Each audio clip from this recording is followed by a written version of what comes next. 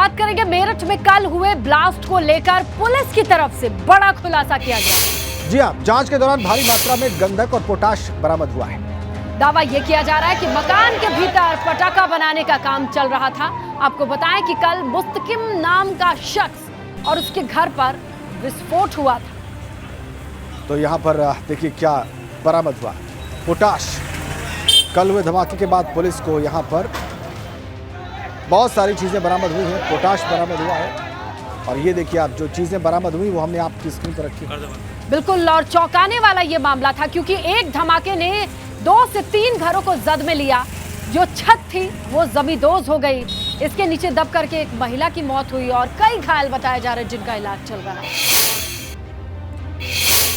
और अब आपको ग्राउंड जीरो पर लेकर चलने का वक्त है। हमारे संवाददाता सनुज शर्मा इस वक्त हमारे साथ सीधा कनेक्ट है। बिल्कुल, और सनुज का रुख करेंगे। सनुज, ये बताइए कि अभी ये जो बड़ा खुलासा हुआ है, इसे लेकर के विभाग क्या कह रहा है? आखिरकार इनपुट क्यों नहीं था? कब से चल रहा था ये काम? क्या है डिटेल?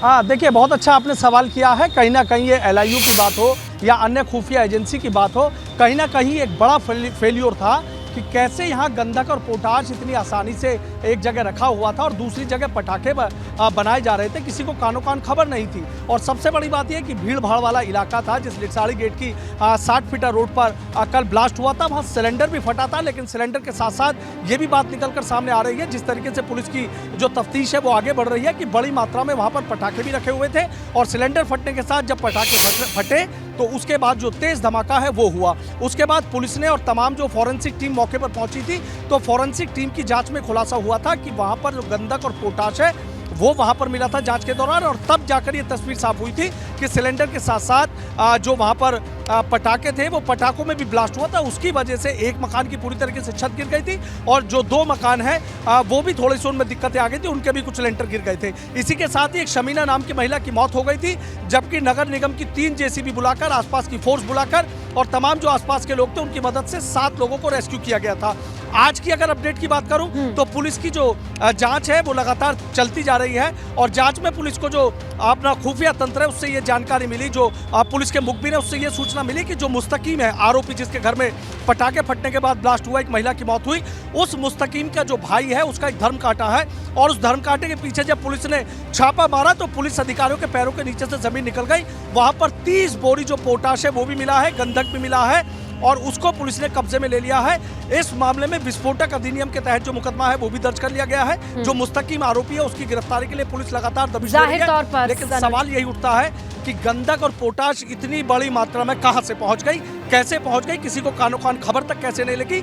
आप ये समझिए कि जो 30 बोरी जिस जगह पोटाश रखी हुई है उससे कुछ दूरी पर गंधक रखी हुई है, अगर ये दोनों एक साथ होते और ब्लास्ट हो जाता तो आप समझिए कि आसपास के 1-2 मकान नहीं बल्कि 8-10 मकानों को ले डूबता।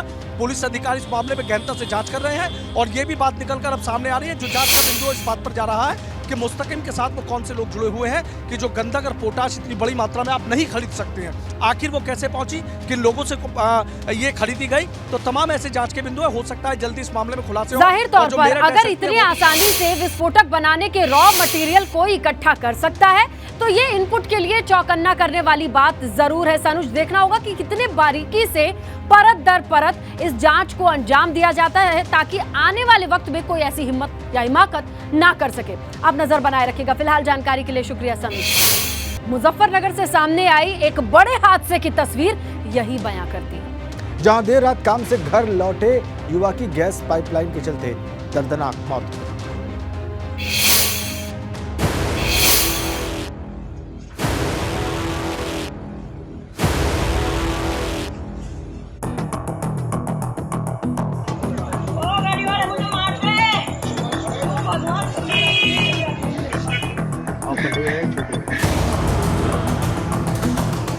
ये सन्न कर देने वाली तस्वीर बताने के लिए काफी है, हादसा कहीं भी कभी भी हो सकता है। सीसीटीवी में कैद होश उड़ा देने वाले इस मंजर के बारे में आपको तफसील से बताते हैं। देखिए, मुजफ्फरनगर के भोपा रोड की तस्वीर है। रात का वक्त है, बाइक पर एक नौजवान अपने घर लौट रहा है। इस दौरान यहाँ एक गैस पाइपलाइन पर काम चल रहा है। यहीं से कोई भारी चीज प्रेशर के साथ युवक की बाइक पर जा लगी, जिसके बाद बाइक का बैलेंस बिगड़ गया और युवक की मौत हो गई।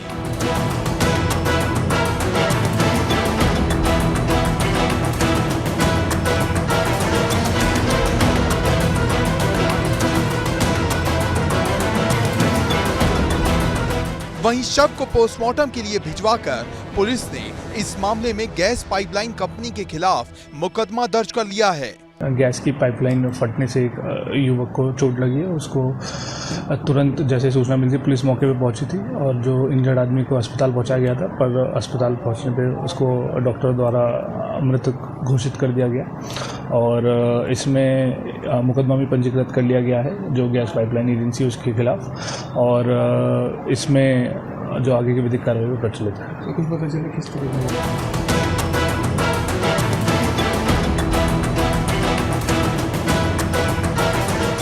घर के चिराग को खोने पर परिवार का रो रो कर बुरा हाल है। ये मैं तो कॉलेज में ड्यूटी दूँ, मैं प्राइवेट कर्मचारी हूँ एसडी में। तो मैं 11:30 बजे आया था, मेरी 11:30 बजे तक ड्यूटी कॉलेज में। तो उसमें आया कि मेरे पर फ़ोन आया, पहले लड़के का ही फ़ोन आ रहा था, बच्चों पर कर रहा था अपने, कह रहा बेटे आ रहा क्यों, खाने पीने की चीज़ है, बच्चे बाहर देखें। तो था कि रास्ते में फिर वही फूसी फ़ोन तो हमारे वापस फ़ोन आया, कहने जो ब्रिजपाल मतलब किसका आप किस पर फ़ोन कर दें। मैं लड़का था भाई हमारा, आपको लड़के का एक्सीडेंट हो गया मैं और आ जाओ जल्दी, मैं फ़ौरन चल दिया मंदिर।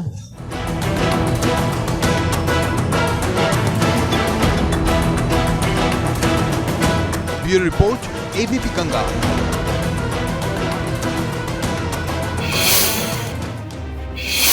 सेना में भर्ती के लिए केंद्र सरकार की अग्निपथ योजना के विरोध में देश के कई हिस्सों में युवाओं ने जमकर हंगामा किया।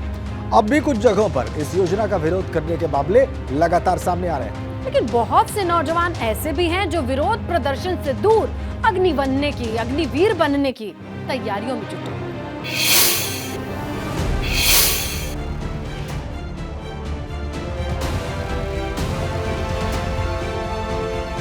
मुरादाबाद के सोनकर स्टेडियम से उम्मीद जगाने वाली तस्वीर सामने आई है। यहाँ युवा अग्निपथ को एक सुनहरे मौके के तौर पर देख रहे हैं, इसलिए मेहनत से पसीना बहाकर नौजवान खुद को अग्निवीर बनाने की कोशिशों में जुट गए हैं। यहाँ सुबह से ही अपने घरों से निकलकर जोशीले युवा दौड़ लगाने लगते हैं। इसे काफी टाइम से देख रहे हैं, जो लड़के कर रहे हैं गलत कर रहे हैं, ट्रेनों में आग लगा रहे हैं, बसों में आग लगा रहे हैं और जगह तक मतलब बहुत गलत कर रहे हैं ये लड़के प्रशासन के साथ।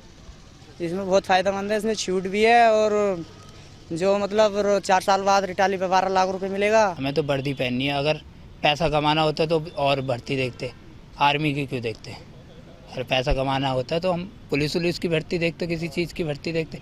आर्मी की सिर्फ हमें देश सेवा करनी है, 4 साल के लिए सेवा सही। यस 25% वाली में हो सकता है, जा सकते हैं 4 साल के बाद, और नहीं और 25% वाली में नहीं होगा तो कार्ड मिलेगा, उस कार्ड से बहुत बेनिफिट है। मतलब अब तक अग्निपथ के खिलाफ आपने विरोध की सुलगती आग देखी, लेकिन दूसरी ओर वो युवा भी है जो अग्निपथ को अपने सपने साकार करने का रास्ता मानकर दौड़ लगाना शुरू कर चुके हैं। Bureau report ABP Ganga.